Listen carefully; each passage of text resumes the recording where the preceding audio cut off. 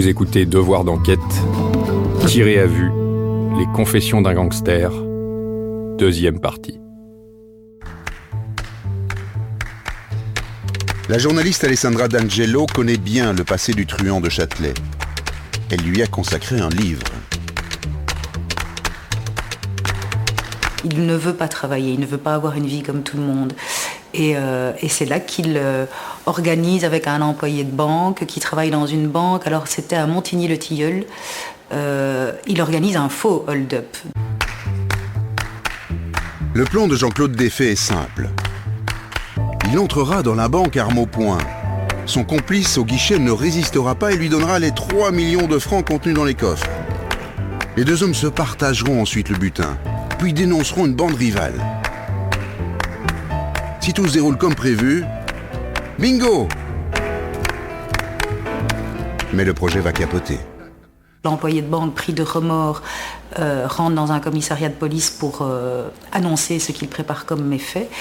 Et Jean-Claude va se retrouver le lendemain matin avec les flics qui défoncent la porte de son appartement, qui le braquent sur sa tempe. Et là, il est mis en détention préventive. Et ce sera sa deuxième rencontre avec la prison.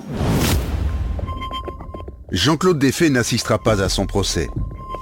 Le truand a pris la fuite accompagné de sa petite amie Irène.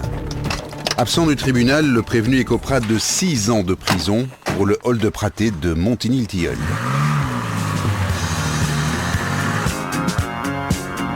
Pour la famille d'Irène, l'homme a kidnappé la jeune femme. Le fugitif est désormais traqué par la police. Jean-Claude Desfaits ne se rendra pas. Pas question de retourner en prison. C'est le début d'une longue cavale. Je venais de voir dans les journaux que j'étais condamné à 70 des mois de prison. J'ai dit je prends la cavale quoi. Et j'ai commencé à tourner un peu partout en Belgique. Et puis en revenant par ici, c'est Maretsu. J'ai vu ce gîte. Ici un gîte, c'était des pères. Cet escalier, j'ai resté là-bas à peu près 3-4 jours. Et après, j'ai vu des gardes forestiers s'amener. J'étais avec Irène là-bas, et qui m'ont demandé « Tiens, vous êtes la personne qu'on recherche. On vous suit depuis un laps de temps. Il faut vous rendre. » Les gardes forestiers préviennent la police. La chasse à l'homme démarre. Elle s'annonce délicate. Le fouillard a un otage. Elle n'a jamais été prisonnière ici. Elle pouvait partir, elle pouvait appeler le père, il y avait des pères qui venaient, elle pouvait appeler ces gens-là, leur dire, on n'a jamais appelé personne, donc c'est que ça lui plaisait. C'est ma complice. Le couple est désormais localisé. Une trentaine de policiers se déploient dans les bois de Maretsu. Un hélicoptère survole la région.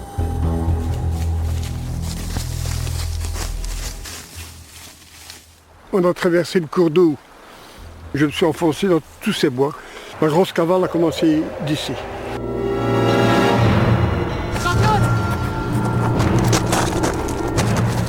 Le couple s'engouffre dans la forêt, sous les coups de feu. En chemin, Jean-Claude et Irène passent près d'un chalet isolé, dans la commune de Falahin. Après leur passage, la police fouille l'habitation et découvre une scène de crime. La locataire, une femme de 69 ans, a été étranglée. Et on va suspecter Jean-Claude Desfaits d'avoir commis ce meurtre. Et ici, on va se dire, ça c'est du Desfaits. Étienne Gras, avocat. Pourquoi ? Parce que Desfaits est aux abois, on sait qu'il est caché, on sait qu'il cherche peut-être de l'argent, etc. Il faut encore bien plus l'arrêter, puisqu'on le suspecte d'avoir commis un meurtre. Et donc là, il aurait du sang sur les mains. Jean-Claude Desfaits devient l'ennemi public numéro 1. Son portrait est diffusé partout dans le pays. La police élargit son périmètre de recherche. Avec Irène, le fugitif saute dans un taxi. Il n'a qu'une obsession, revenir à Châtelet, la région de son enfance. Il en connaît chaque recoin. Mais le trajet était un peu mouvementé, étant donné que le taximan, il m'a reconnu, lui. Et il m'a dit, monsieur, écoutez, je sais qu'ils sont un peu plus loin là-bas, je ne sais pas exactement où, mais j'ai une famille. Je dis, écoutez, on n'est pas des tueurs. Justement, il y avait un barrage qui était un peu plus loin. Et il m'a dit, je vais essayer de vous faire passer. J'ai armé mon arme et pour moi, ils l'ont reconnu. Ils se connaissent tous dans le même coin. Ils ont fait salut, passe. Et ils ont retiré le bazar et il est passé. Et je suis arrivé chez ma soeur. Malheureusement, ma soeur n'était pas là. Et là, de là, comme je connaissais tout le coin, j'ai volé un peu de linge qui traînait sur des fils et alors une couverture. Et on est parti dans les grottes là.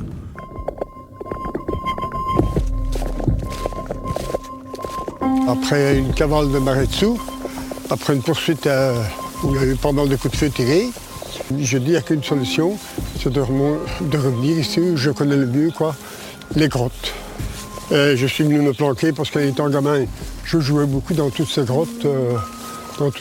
Et voilà Et là, on est resté dans cette grotte pendant un laps de temps, 7 jours, sans manger, sans rien du tout. Et c'était assez dur, mais disons que ça est devenu vraiment malsain, c'est quand ils ont découvert le cadavre de Falarin. Une femme a été assassinée dans son chalet. Pour eux, j'étais l'assassin, Mais c'était pas moi, c'était prouvé 3 jours après. Les journaux en ont parlé, Défait n'est pas le tueur de Falarin. Ça a été un soulagement pour moi.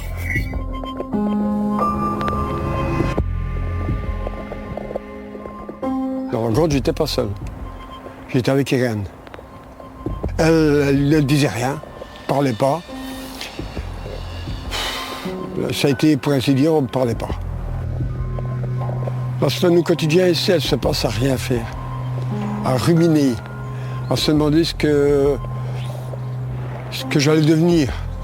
J'ai senti que ça commençait à remuer un peu trop le gendarme, tourner un peu par-ci, par-là. Moi, je les voyais, je fouillais un peu les abords de la route. Et alors, on a décidé de changer de place.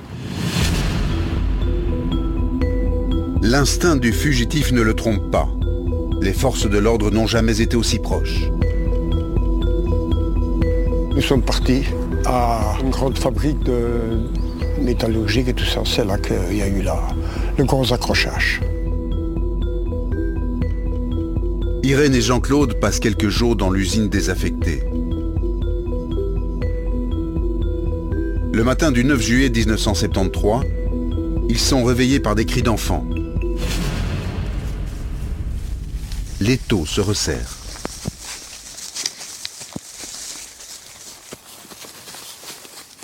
Je me réveille et j'entends des gamins dans l'allée avec qui crient « Oh, on est encerclés par des Indiens ». Je ne sais pas tout les gamins qui crient ainsi. Je vais voir. Oh là là, j'étais plein. Je dis, on va faire demi-tour, on va retourner vers le chemin de fer. Jean-Claude Défait est déchaîné. Il n'a plus rien à perdre. C'est ce qu'Irène racontera plus tard, à la presse. Il est dangereux, il m'a dit à plusieurs reprises qu'il ne se laisserait pas faire, qu'il tirerait sur les gendarmes. Comme il a déjà tenté de se suicider, je crois qu'il ne se laissera pas capturer vivant. Il épuisera toutes ses munitions et gardera la dernière cartouche pour lui.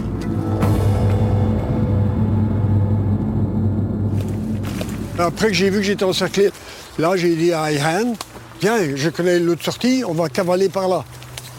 Mais j'ai vite compris ce qui s'est passé. Alors là, ils sont tous là, Les gendarmes sont là et tout, on me demande de la lâcher, mais je ne la tiens pas. Mais enfin, on me demande de la lâcher.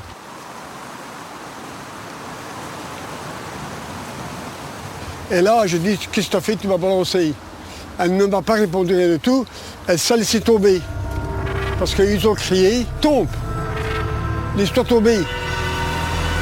Parce que là, ils étaient, je sais pas moi, 25, 30 policiers qui m'attendaient ici. Donc il y a quelqu'un qui pourrait donner l'emplacement, Ils ont commencé à tirer. Et moi, j'ai mis les bouts,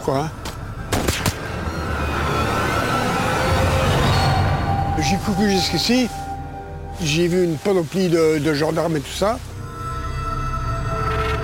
Et un commissaire, je ne sais pas vous dire lequel, qui criait « Couche-toi des faits, couche-toi des faits », ils sont venus de Bruxelles pour te tuer. couche-toi. Et à ce moment-là, moi, je paniquais un petit peu. J'ai mon arme en main et lâche tes armes, tu vois. Et là, il y avait des policiers qui étaient là, donc les tireurs étaient là. J'ai pas été le premier, tu vois. Et j'ai tiré, quoi. Voilà, quoi. Et après, je m'ai reculé un tout petit peu. Et là, le premier impact de balle, j'ai basculé un tout petit peu. Alors, le premier impact de balle, j'ai regardé comme un con. Là, j'ai tiré. L'autre a retiré, un autre a retiré. Alors, j'ai senti ma jambe qui basculait. Tout le monde tirait un peu partout. Et alors, là, j'ai sauté dans la bienne. Et voilà, comme un rat. Vraiment comme un rat de tanière, j'ai cherché un trou pour me planquer, quoi. À ce moment-là, je cours et je rentre dans le tunnel. Ces égouts font peut-être, je ne sais pas, 3 km. C'est une éternité. Hein. On ne se voit pas avancer. Puis j'ai senti des morsures, et puis j'entendais des cris. Puis ça sautait dans les cheveux. Je me disais, c'est des rats, c'est pas possible autrement, ça criait. Mais je pense que c'est le sang qui les attirait. Et qu'ils essayaient d'accrocher ma viande, de morte, ou ce qu'il y avait du sang, je ne sais pas.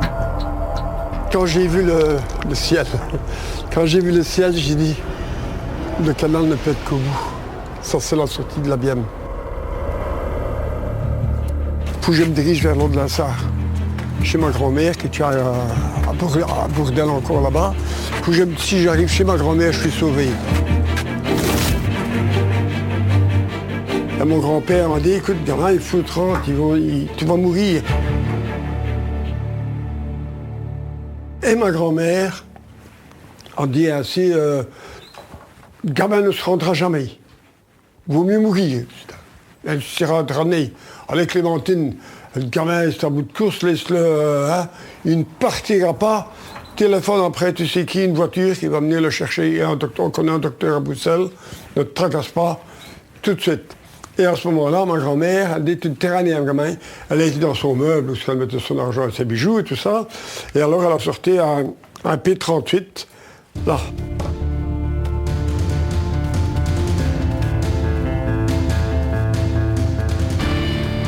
À Bruxelles, un étudiant en médecine soigne comme il peut les blessures par balle. Jean-Claude Defay se planque encore quelques jours. Mais l'homme est épuisé.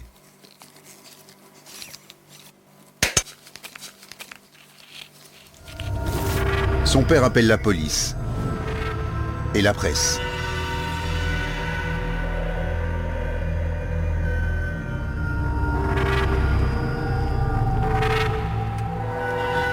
C'est terminé, je baisse les bras, je me rends.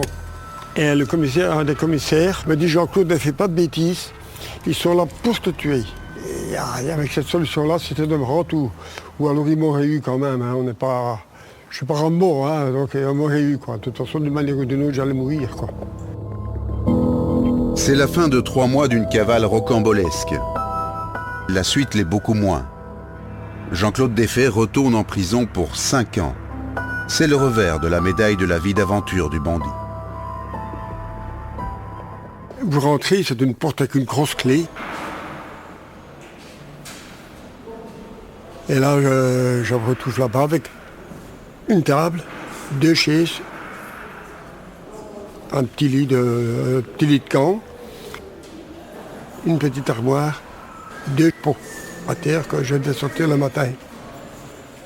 Quand moi je me mets dans mon lit le soir, on va dire, dans mes oreilles, parce qu'il y a des punaises partout, hein, et des bestioles qui couraient dans la bouche, je rien fait, je ne savais rien faire. C'était dégoûtant, c'est vrai que c'était dégoûtant. Ma vie a passé comme ça.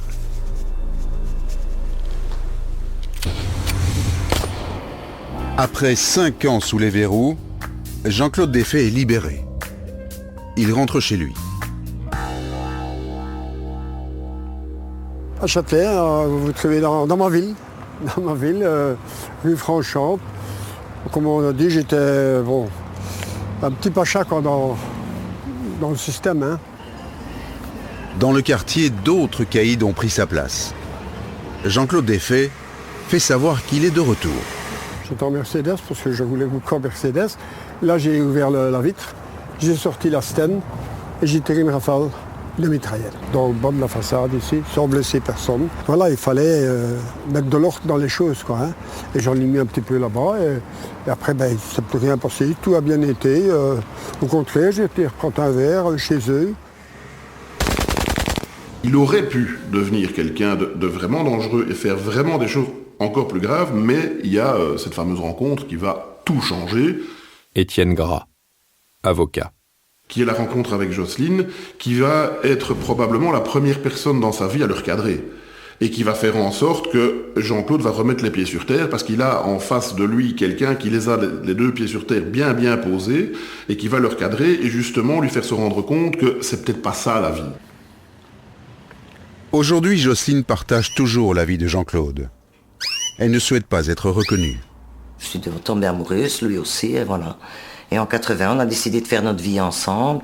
Ultimatum, tu travailles tout de suite, je travaille tout de suite, ou dans 10 jours, on est parti là, on se sépare. Et en fait, ça a bien marché directement.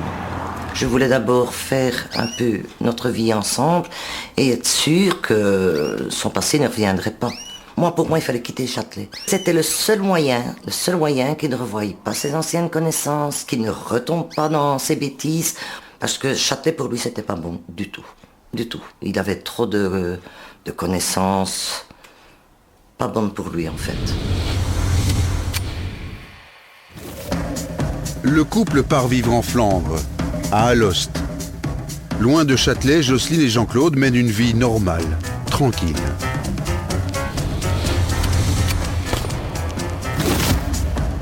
Pendant 20 ans, on n'entendra plus parler de Jean-Claude Desfaix, jusqu'à l'an 2000. À l'époque, il tombe gravement malade et revient sur ses terres, à Châtelet, avec femme et enfants. Le fait d'être venu, il a revu des anciennes personnes, reparlé de son passé. Et voilà, l'adrénaline, Jean-Claude, il adore ça. L'adrénaline et les armes. Mais aujourd'hui, les amis, les complices du passé sont presque tous morts. À une exception près, Eric, le nettoyeur. Éric Hillard, dit le nettoyeur, parce que c'est un surnom qui lui a resté étant donné qu'il nettoyait des armes pour moi, des armes neutralisées. Je ne l'ai jamais fait participer dans aucun braquage, je ne lui ai même jamais demandé de braquer avec moi quoi que ce soit. Mais le nettoyeur, il y a beaucoup de gens qui voyaient Jean Reno. Oui, il y en a beaucoup en fait qui pensent que le nettoyeur, c'est d'embarquer les gens dans le canal. Quoi. Je ne me vois pas les taper un cadavre ici dans le canal. Quoi. C'est ça qui m'apportait les armes. Je ne me posais pas de questions, rien de tout. Quoi.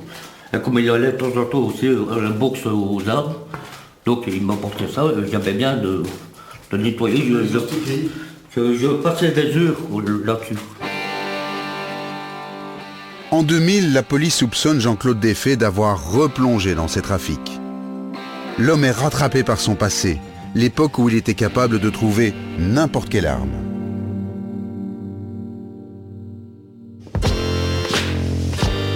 Et dans le milieu, la mitrailleuse MG42, c'était la signature de Jean-Claude Desfaix.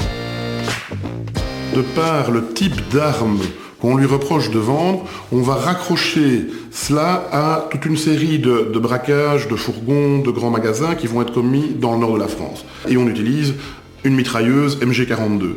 Et la MG42, c'est la carte de visite de Jean-Claude Desfaix.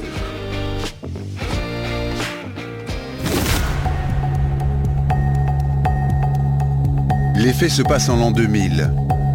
Une dizaine de gangsters lourdement armés attaquent des grandes surfaces près de Valenciennes.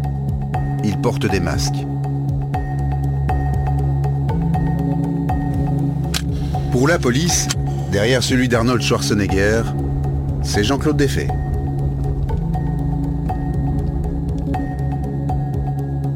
À l'époque, Bernard Remakers est enquêteur à la PJ de Charleroi.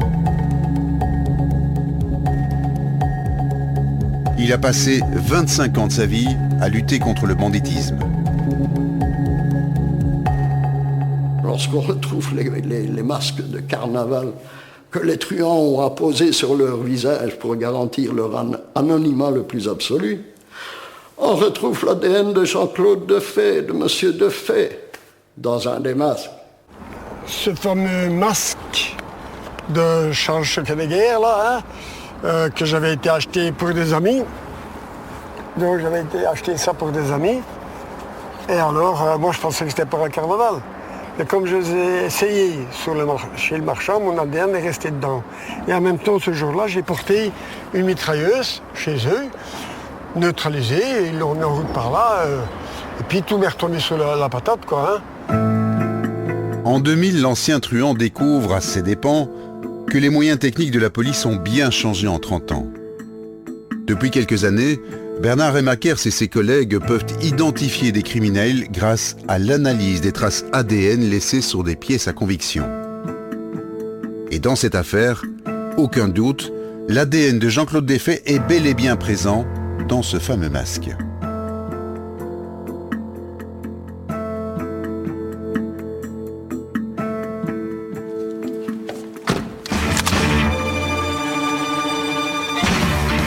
Autre certitude, ce masque a servi lors des braquages de Valenciennes. Et il a été acheté dans un magasin de farces et attrapes de la région de Charleroi. Lors de l'enquête du vendeur sera déterminant. Les enquêteurs le savent, Jean-Claude Desfaits a déjà vendu des armes en France par le passé. À l'époque, sa méthode consistait à cacher le matériel dans les ailes d'une voiture. Monsieur Desfaits n'est pas un imbécile, il est roublard. Lorsque je l'avais devant mon bureau, pour se défendre, il était rusé. Exemple, cette anecdote, on voit le masque de carnaval avec mon ADN dedans. C'était pour faire la fête chez lui ou chez des copains ou un truc comme ça. En 2000, l'ancien braqueur découvre aussi que depuis 20 ans, les caméras de surveillance se sont multipliées. Alors la police dit qu'ils ont des photos de moi, ici et là, que alors, mes complices disent que j'étais le premier à tirer sur les vigiles lors des attaques et ainsi de suite. Non, ce sont des menteurs, La justice donnera raison à Jean-Claude Desfaits. Son ADN dans un masque ne suffit pas à prouver sa présence lors des attaques de supermarchés. Il est innocenté pour les braquages. Il sera acquitté des faits de vol avec violence et il sera condamné pour les faits concernant les armes. Et donc la Cour va prononcer une peine à l'encontre de Jean-Claude Desfaits, mais avec un sursis. Aujourd'hui, Jean-Claude Desfaits ne fait plus parler de lui. La vie de voyou, c'est terminé. Il doit plusieurs dizaines de milliers d'euros à l'État. Pourtant, l'homme ne regrette rien de son passé, à part sa liberté. Cette vie sans la moindre contrainte. Si on se retrouve à un moment donné en cavale avec des policiers derrière vous qui veulent vous tuer, c'est pas ça être libre. Vivre dans une grotte ou au milieu d'un bois où il fait froid, c'est pas ça la liberté. Se retrouver après en prison, c'est toujours pas la liberté, c'est le sentiment de liberté, mais ça ne l'est pas. Moi je le dis encore aux jeunes petits voyous qui restent tranquilles. J'étais comme ça, mais qu'ils oublient tout ça, quoi. Voilà. Il faut pas rester dans sa bulle. Non. Je sais ce que je faisais, ça fait du mal. Ça peut traumatiser certaines personnes, ça marque quelqu'un. C'est une vie difficile, aussi bien pour votre famille que pour vos enfants, que pour votre épouse. Et c'est comme ça qu'on perd tout. Je savais que ça devait arriver un jour où je finis ma vie derrière ça, ou alors je finis ma vie avec une balle dans la tête. Je pense plutôt pour la deuxième solution, ça aurait fini comme ça, quoi. Je m'aurais retrouvé un jour avec une balle dans la tête, ou la police qui me tue, ou une histoire comme ça. Ça aurait fini mal de toute façon. Les petits jeunes, s'il vous plaît, arrêtez, regardez ce que vous allez un jour finir si vous continuez vos conneries. Je ne vous le souhaite pas. Voilà. Derrière les barreaux, plus jamais on ne peut pas dire ça. On ne sait jamais. C'est pas ce qui peut arriver dans la vie, hein.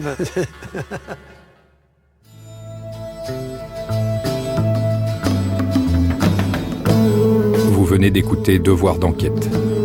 Si vous avez aimé ce podcast, vous pouvez vous abonner sur votre plateforme de podcast préférée et suivre Initial Studio sur les réseaux sociaux. Devoir d'enquête est un podcast d'Initial Studio, adapté du programme audiovisuel éponyme produit par la RTBF. Cet épisode a été réalisé par Jean-Christophe Adnet et Adrien Lasserre. Production exécutive du podcast, Initial Studio. Production éditoriale, Sarah Koskiewicz et Mandy Lebourg, assistée de Cypriane Ligère. Montage, Johanna Lalonde, avec la voix d'Emmanuel Rebinder.